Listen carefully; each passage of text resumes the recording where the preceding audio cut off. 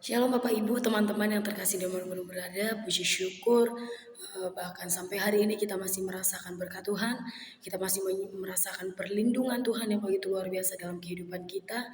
Dan pada saat ini saya mau mengajak kita untuk sama-sama memahami, mengekspos firman Tuhan yang berbicara dalam Filipi pasal yang ketiga ayat yang ke-10 sampai dengan ke-16. Sebelum itu saya mau mengingatkan kita bahwa betapa luar biasanya bahkan ketika kita dalam perjalanan kita boleh alangkah baiknya kita sebagai umat Kristen kita tahu tujuan yang benar dalam hidup kita, bahkan iman kita adalah iman yang sejati kepada Tuhan kita Yesus Kristus. Baiklah teman-teman, saudara-saudara yang terkasih dalam nama Tuhan Yesus, kita mungkin boleh lihat dalam kitab kita sama-sama buka Alkitab kita dalam Filipi yang pasal yang ketiga, ayat yang ke-10 sampai dengan yang ke-16. Saya mau bacakan buat teman-teman. Sekalipun ayat firman ini bukan menjadi firman yang asing untuk kita dengar, tapi saya mau kita setiap hari belajar dari kebenaran firman Tuhan. Kita mau ekspos bagaimana firman Tuhan itu berbicara dalam kehidupan kita sehingga kita menjadi orang-orang yang memiliki iman yang sejati, bahkan anak-anak Tuhan yang memiliki tujuan yang benar sehingga kita boleh berlari untuk mencapai tujuan dalam hidup kita. Nah, kita boleh lihat Alkitab kita. Ayat yang ke-10 mengatakan demikian, firman Tuhan, yang ku kehendaki ialah mengenal Dia dan kuasa kebangkitannya dan persekutuan dalam penderitaannya, di mana aku menjadi serupa dengan Dia dalam kematiannya, dalam kematian Yesus, supaya aku akhirnya beroleh kebangkitan dari antara orang mati, bukan seolah-olah aku telah memperoleh hal ini atau telah sempurna, melainkan aku mengejarnya kalau-kalau aku dapat juga menangkapnya, karena aku pun telah ditangkap oleh Kristus Yesus. Ayat 13, saudara-saudara, aku bersendiri tidak menganggap bahwa aku telah menangkapnya, tapi ini yang kulakukan, aku melupakan apa yang telah di belakangku dan mengarahkan diri kepada apa yang di hadapanku. Ayat yang ke-14, dan berlari-lari kepada tujuan untuk memperoleh hadiah, yaitu panggilan sorgawi dari Tuhan dalam Kristus Yesus. Ayat yang ke-15, karena itu marilah kita yang sempurna berpikir demikian, dan jikalau lain pikiranmu tentang salah satu hal itu akan dinyatakan Tuhan juga kepadamu. Ayat yang ke-16, tetapi baiklah tingkat pengertian yang telah kita capai, kita lanjutkan menurut jalan yang telah kita tempuh. Teman-teman, kita tahu, kita sama-sama telah pernah mendengar bagaimana Paulus, bagaimana perjalanan pertobatan Paulus, sehingga dalam surat Paulus kepada jemaat yang di Filipi, kalau kita bisa melihat bagaimana Paulus ini mengirimkan surat kepada jemaat yang di Filipi. Nah, teman-teman, apa yang akan kita lihat dari hal ini? Sebelum kita lanjut, saya mau menekankan beberapa hal dalam konteks dalam nats Alkitab ini, yaitu dalam nats ini saya mau kita sama-sama belajar tentang kebenaran firman Tuhan. Bagaimana kita mengejar tujuan yang benar. Bagaimana kita mengejar tujuan yang benar. Sehingga apa? Sehingga akhir dari ketika kita berhasil, kita mengejar tujuan yang benar, kita memperoleh iman yang sejati dalam Kristus Yesus Tuhan kita.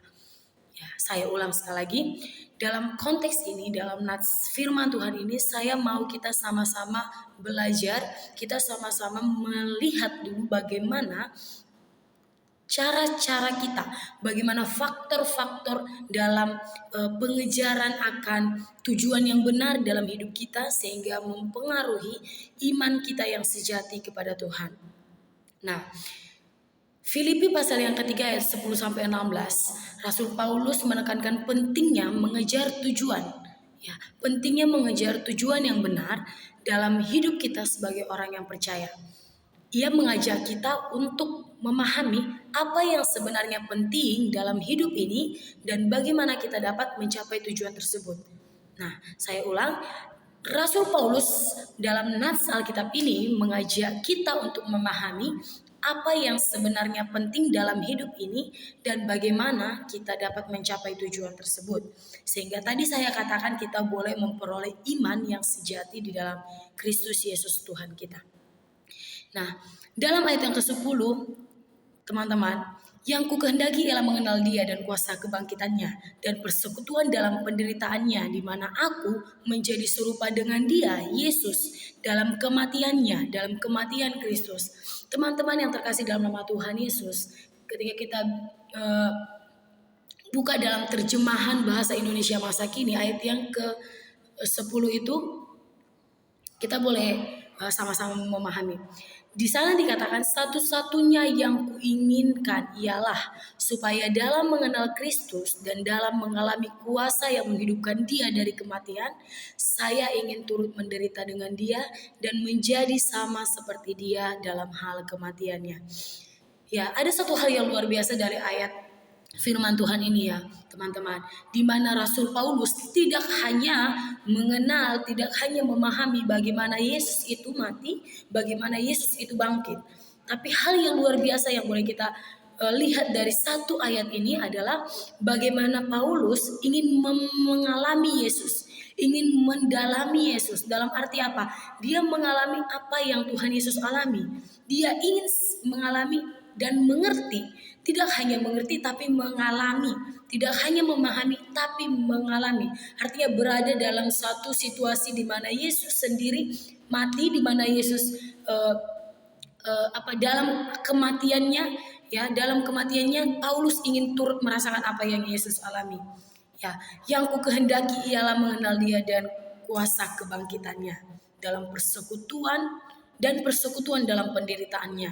Ya, dalam bahasa Indonesia masa kini yang bisa kita pahami dalam terjemahannya itu, satu-satunya yang saya inginkan, Paulus katakan satu-satunya yang saya inginkan ialah supaya saya mengenal Kristus dan mengalami kuasa yang menghidupkan Dia dari kematian.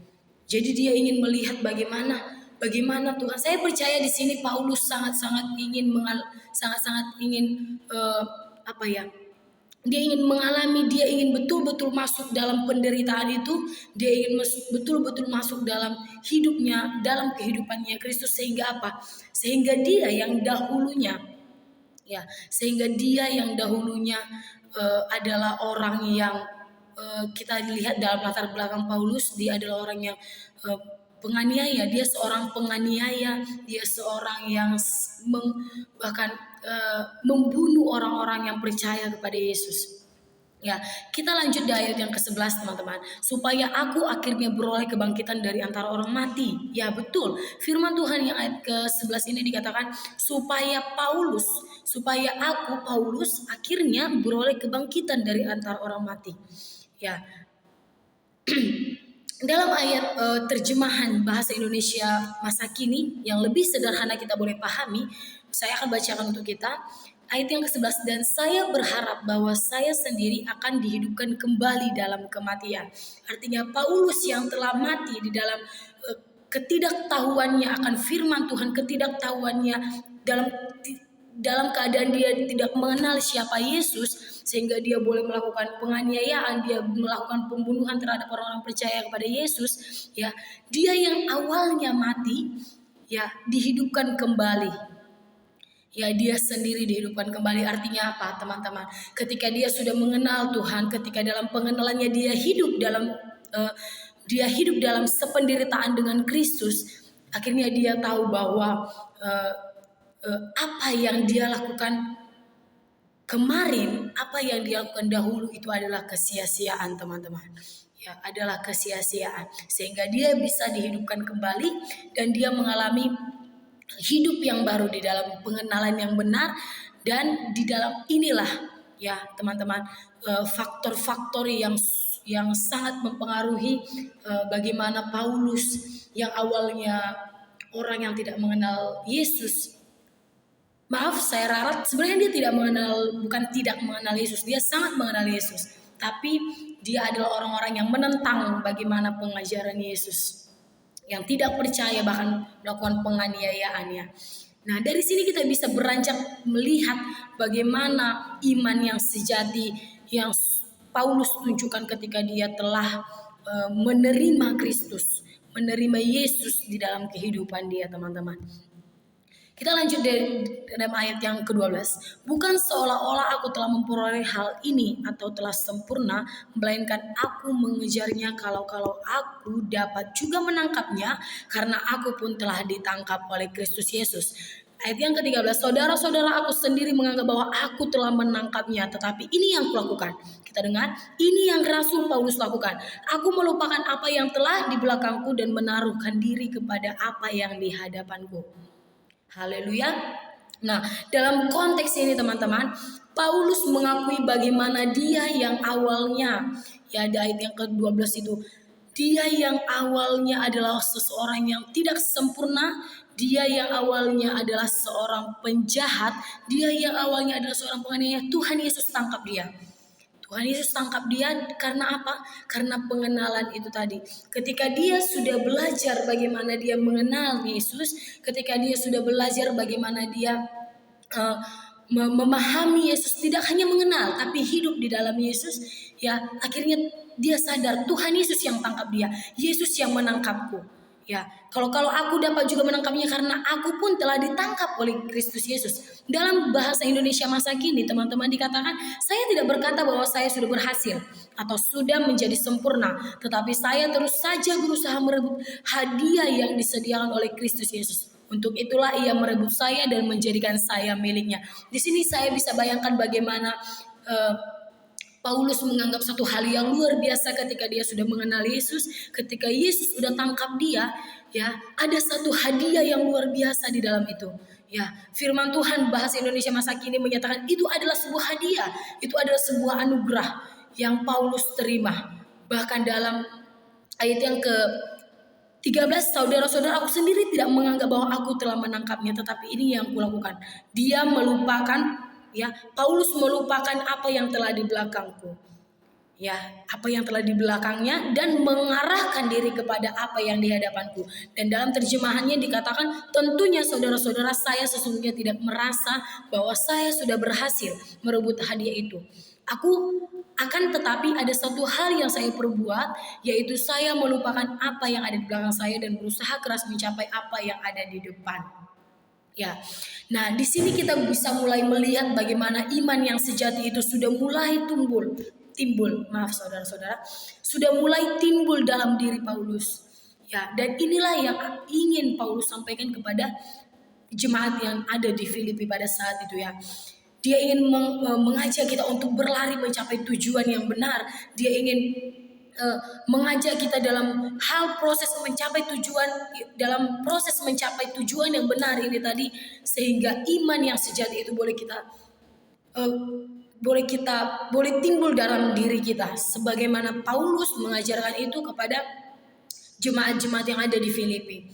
Nah, kita lanjut ayat yang ke-14, dan berlari-lari kepada tujuan untuk memperoleh hadiah,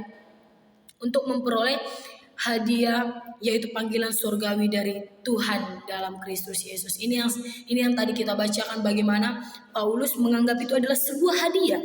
Dia anggap itu adalah sebuah hadiah, sebuah karunia, sebuah anugerah yang Tuhan Yesus berikan. Bahkan ketika dia lihat di belakang, sudah tidak mungkin dia mengalami dia menerima hadiah yang luar biasa itu tadi, teman-teman.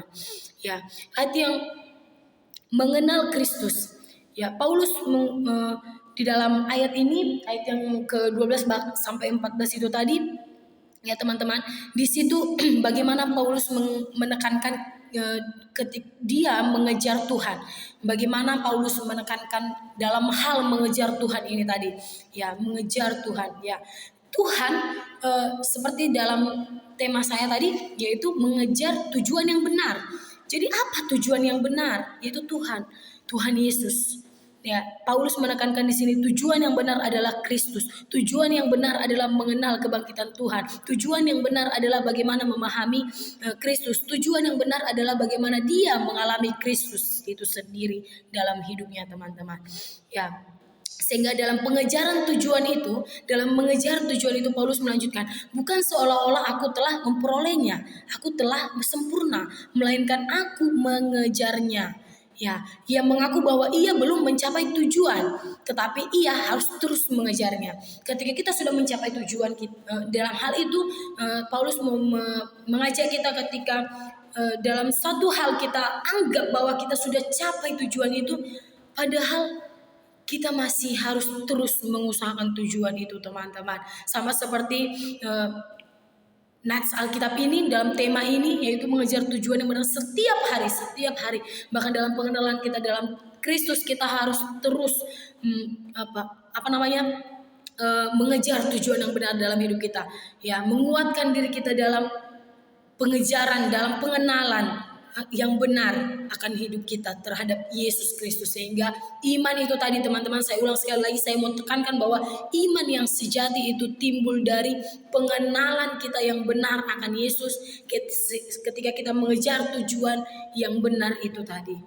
Ya, dalam pengejaran tujuan yang benar akan Kristus, ya, di situ iman yang sejati kita timbul. Karena dalam perjalanan itu kita mungkin melihat banyak hal yang membuat kita sadar, yang membuat kita merasa Tuhan dahsyat, Tuhan hebat dalam hidup kita. Seperti Rasul Paulus yang tadinya dia adalah seorang penganiaya, teman-teman. Tuhan tangkap dia, Yesus tangkap dia, sehingga apa? Sehingga sampai hari ini kita bisa melihat bagaimana surat-surat Rasul Paulus dalam jemaat-jemaat Filipi ini tadi. Dalam konteks nats ini kita boleh dikuatkan kembali, teman-teman. Ya, puji nama Tuhan. Kita lanjut, teman-teman. Kita lanjut dalam ayat yang ke-15 dan 16. Ya, di sini kita bisa melihat bagaimana Rasul Paulus itu berlari. Dia sudah mulai berlari. Ketika tadi dia mengejar, ya.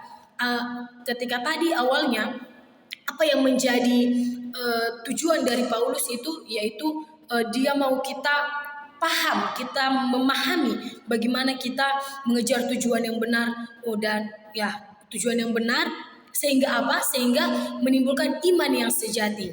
Nah, ketika kita sudah menyadari bahwa tujuan yang benar itu apa? Ya. Tujuan yang benar itu apa? Yang pertama yaitu mengenal, dalam pengenalan kebangkitan Kristus. Yang kedua dalam pengenalan akan kematiannya. Yang ketiga mengalami kematian Kristus itu tadi. Sehingga apa? Sehingga kita yang tadinya mati, Paulus yang tadinya mati, sama-sama dibangkitkan dalam kematian itu. Ya, ayat yang ke-15, karena itu marilah kita yang sempurna berpikir demikian. Dan jikalau lain pikiranmu tentang salah satu hal itu akan dinyatakan Tuhan juga kepadamu. Ya, dalam ayat yang ke-15 sampai 16, berlari dengan fokus. Ya, berlari dengan fokus. Paulus menulis karena itu kita harus berlari dengan fokus. Ya, ia mengajak kita untuk berlari dengan fokus pada tujuan. Ya, kita boleh melihat dalam bahasa Indonesia masa kini ayat yang ke-15. Kita semua yang sudah dewasa secara rohani haruslah bersikap begitu. Tetapi kalau di antaramu ada yang berpendapat lain, maka Tuhan akan menjelaskannya juga kepadamu. Apa yang mau disampaikan Paulus dalam hal ini, yaitu bagaimana kita fokus dalam hal pengejaran, dalam hal berlari untuk mencapai tujuan yang benar itu tadi. Paulus mau kita fokus, ya. Marilah kita yang sempurna berpikir demikian. Dan jika lain pikiranmu tentang salah satu hal itu akan dinyatakan Tuhan juga kepadamu, ya. Jadi ketika kita dalam ketidakmengertian kita, dalam ketidakmengertian kita, ketika kita berlari mencapai tujuan itu tadi, teman-teman, ada saat waktu-waktu ada hal-hal yang membuat kita mungkin tidak mengerti, yang membuat kita kurang memahami. Tapi percaya dalam firman ini Paulus mengatakan bahwa Tuhan itu akan memberikan pengertian bagi kita. Amin. Tuhan sendiri akan memberikan pengertian bagi kita. Sehingga ayat yang ke-16 dikatakan, tetapi baiklah tingkat pengertian yang telah kita capai, kita lanjutkan menurut jalan yang telah kita tempuh. Bahkan dalam hal bahasa Indonesia masa kini dikatakan, namun hal ini hendaknya diperhatikan. Kita harus tetap hidup menurut peraturan yang sudah kita ikuti sampai saat ini. Haleluya. Ya, firman Tuhan yang luar biasa hari ini mengajarkan kita bagaimana firman Tuhan, bagaimana bagaimana ketika kita dalam proses kita berlari mencapai tujuan, teman-teman, kita boleh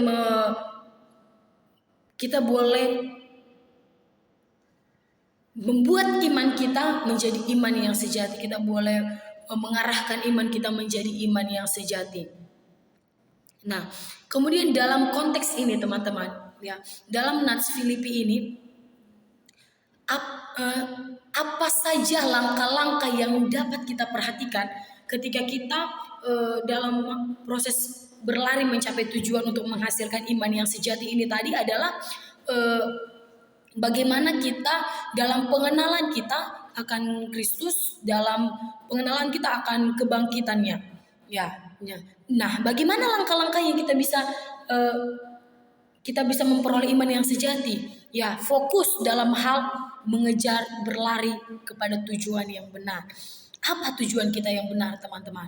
Saya sudah katakan tadi bahwa tujuan yang benar, saya katakan yang pertama adalah mengenal kebangkitan Kristus. Yang kedua, mengenal kematiannya.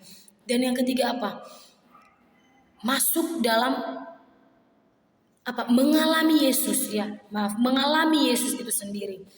Nah, ini ketika tiga hal ini, teman-teman, kita boleh mengerti, ketika tiga hal ini kita boleh memahami bahwa ini adalah tujuan yang benar dalam hidup kita, maka iman kita yang sejati akan semakin kita kembangkan lagi. Iman yang sejati itu semakin kita tunjukkan, semakin kita arahkan kepada tujuan yang benar, yaitu Yesus. Haleluya, puji nama Tuhan. Bahkan dalam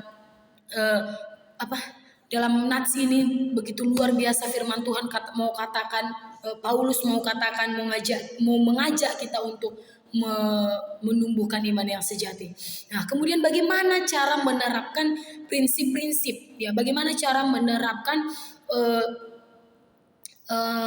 menerapkan iman yang sejati dalam hidup kita. Bagaimana cara untuk berlari kepada tujuan yang benar untuk mencapai iman yang sejati dalam hidup kita, yaitu kembali lagi, teman-teman, kita berlari. Paulus katakan berlari, ya.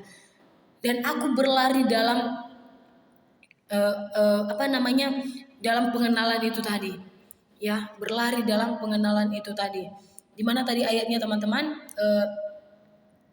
Itu adalah di dalam ayat yang ke-14. Itu sebabnya saya berlari terus menuju tujuan akhir. Dalam bahasa Indonesia masa kini dikatakan Paulus berlari terus menuju tujuan yang akhir. Prinsip, berarti saya mau katakan prinsip yang harus kita terapkan itu berlari sampai akhir. Ya, memiliki prinsip bahwa saya harus berlari sampai akhir. Karena apa? Karena ketika tidak sampai akhir, kita tidak akan beroleh iman yang sejati. Omong kosong, teman-teman. Karena apa? Iman yang sejati itu ada terbukti ketika kita berlari, kita berjalan bersama Tuhan sampai dengan akhir, tidak setengah jalan, tidak di pertengahan jalan, atau tidak ketika kita sudah berlari kita capek, Tuhan aku capek, tidak, aku mau berhenti saja, tidak. Paulus katakan apa? Aku mau berlari terus sampai tujuan. Haleluya, teman-teman, ya. Kita harus berlari sampai tujuan. Mengapa? Ya, mengapa kita harus berlari sampai tujuan? Ya, karena itu tadi. Ketika kita berlari sampai tujuan, artinya kita mau mencapai iman yang sejati. Kita memperoleh iman yang sejati, pengenalan yang benar, tujuan yang benar, yaitu Yesus itu sendiri dalam hidup kita. Ya. Nah, kemudian teman-teman, dalam firman ini saya mau ingatkan sekali lagi bahwa hendaklah kita menjadi orang-orang yang dalam pengenalan yang benar akan Kristus, sehingga kita boleh beroleh iman yang sejati di dalam Kristus, iman yang sejati di dalam Tuhan.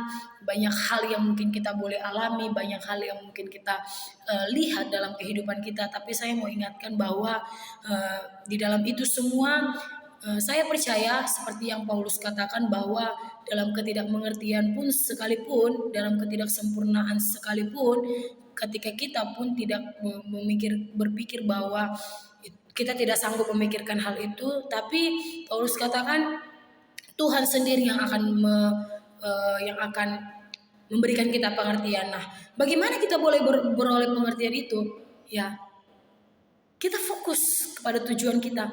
Karena ketika fokus kita kepada tujuan kita, artinya kita eh, kita mempersilahkan Tuhan untuk Tuhan ini aku mau Tuhan ajari aku lewat Roh Kudus-Mu, aku mau Tuhan aku semakin mengerti, Tuhan buat aku mengerti ya dalam pengenalanku yang benar akan Tuhan. Artinya apa? Kita harus menghidupi firman ini, kita harus menghidupi ayat ini, Kristus itu dalam hidup kita teman-teman. Ya mungkin sampai di sini kita boleh memahami firman Tuhan. Saya percaya bahwa dimanapun kita boleh berada, kita yang mendengarkan ini kita boleh memahami bahwa dalam hal-hal apapun itu kita harus tahu apa tujuan kita, tujuan yang benar dalam hidup kita, sehingga kita boleh sama-sama belajar untuk memiliki iman yang sejati di dalam Kristus Yesus. Haleluya, sampai di sini puji Tuhan. Juga saya bersyukur sama Tuhan bahwa dalam hal ini saya boleh membagikan kebenaran firman Tuhan bagi kita semua. Saya percaya kita semakin dikuatkan, saya percaya kita semakin dipulihkan, diubahkan, karena firman Tuhan juga berkata bahwa firman Tuhan itu adalah pedang, adalah senjata bagi kita, dan firman Tuhan itu juga bermanfaat untuk mendidik, mengajar, bahkan mengingatkan kita. Untuk kita yang mungkin tadinya kita jatuh, kita yang tadinya mungkin bimbang dalam tujuan kita dalam perjalanan kita, apa sih yang mau ku kejar, apa yang mau ku capai Tuhan gitu. Tapi firman Tuhan ini mungkin bisa mengingatkan kita bahwa bagaimana kita memiliki tujuan yang benar. Tujuan yang benar itu adalah Tuhan Yesus itu sendiri. Dan iman yang sejati adalah iman yang kepada Yesus itu sendiri. Ya, puji nama Tuhan. Saya ucapkan terima kasih dan diberkatilah kita semuanya, kita yang sudah mengenal Yesus, kiranya kita boleh semakin dipulihkan dan diubahkan, dan semakin berlari, semakin giat mencapai tujuan kita. Dan di akhir kata saya ucapkan terima kasih. Shalom, Tuhan Yesus memberkati.